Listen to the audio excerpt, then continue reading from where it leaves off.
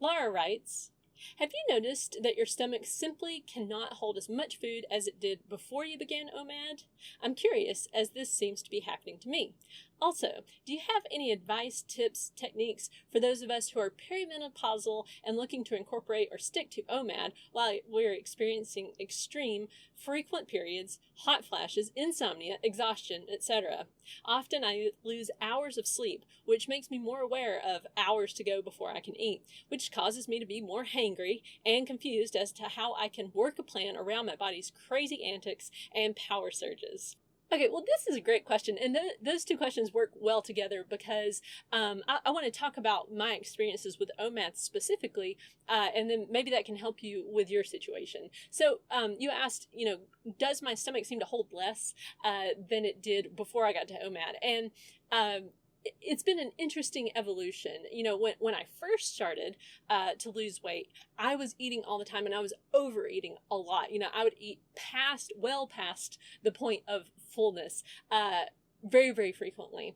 And then as I started to do intermittent fasting, that started to help me to not overeat. It was something I worked diligently on to try to stop myself before I got to that point of misery. And it took a long time of practicing that before I started to get it under control. But then, as I got down to OMAD specifically, one reason I really liked OMAD was because you could have a big portion. I loved big portions at that time.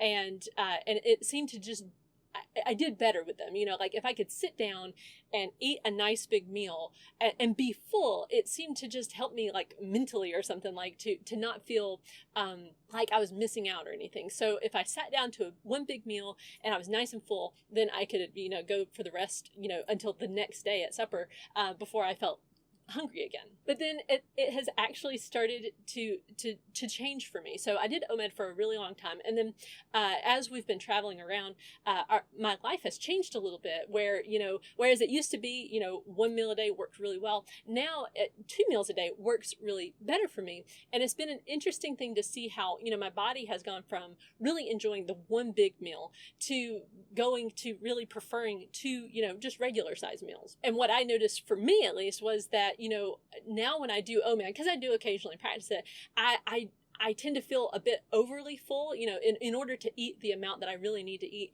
I kind of have to feel overly full, and I don't like that feeling. So I prefer to have 2 meals. So again, I would encourage you, whatever you find that works for you, if you find that right now that, all these hot flashes and the craziness, and I understand, I mean, I'm not perimenopausal yet, but I do understand, if you're tired, if you have not slept well, it is difficult to get to OMAD, because one of the big ways for me that hunger manifests itself, is if I'm tired, I feel hungry. Even though I'm not truly hungry, it feels that way. And it can be a challenge to, when you're just sitting there and you're trying to fast. I would encourage you, if you're just determined to do the fasting window, get busy doing something. Go for a walk, clean your house, do all the different things that are on your to-do list. Like, start taking action. That was the thing that would get me through the fasting window when I was just feeling tired, or also taking a nap. I really advocate for giving yourself rest when you feel the need for rest, and that was my rule for myself. Was I said, if I am tired, like if I figure out that in the middle of the afternoon, the reason I'm so hungry is because I am tired, I did not sleep well the night before, I will take a nap. And I do that. Now, I mean, my schedule makes it so that that's possible. But I had to get over the guilt that I would feel normally. Like I used to feel like, no, you can't take a nap. You've got too much other stuff to do. But I realized that if I would give myself that nap, I would be much more productive for the rest of the day, and I wouldn't break my fasting window. And my encouragement to you would be, this is a season of life. It will pass eventually. And just, give yourself lots of grace during this time. Be really patient with yourself. Be really encouraging to yourself too, because that's what I found was, if I could just learn how to encourage myself instead of just browbeating myself that, and being upset that, I couldn't quite do something a certain way. If I just said, okay, what can I do?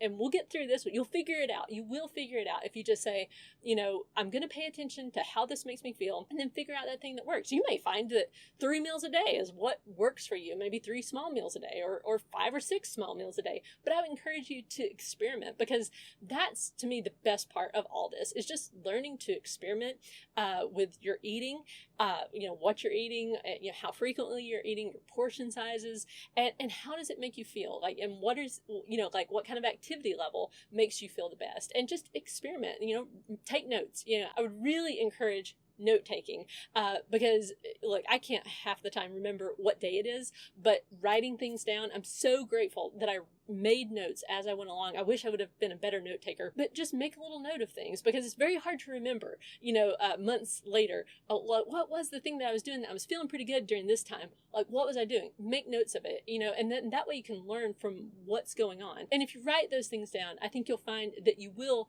get your plan to where you want it. That nice balance of, you're feeling good, and you're not miserable, you're not making yourself miserable, and you're also, making progress towards your own goals. So thank you for your question, Laura. I hope that helps. And if you're out there and you have a question that I haven't yet tackled on this channel, you can submit it over at 6milestosupper.com/ask. If you're having trouble getting started on your weight loss journey, check out my Slow and Steady Success Academy. You can subscribe to the entire course collection, which includes monthly access to my flagship course, Intermittent Fasting for Weight Loss 101, which is the course on intermittent fasting that I wish I would have had when I first heard about it. You'll also get access to courses about mindset and maintenance and weight tracking. My goal with each course is to teach you how to lose weight sustainably and keep it off for the rest of your life. Come join the Academy today.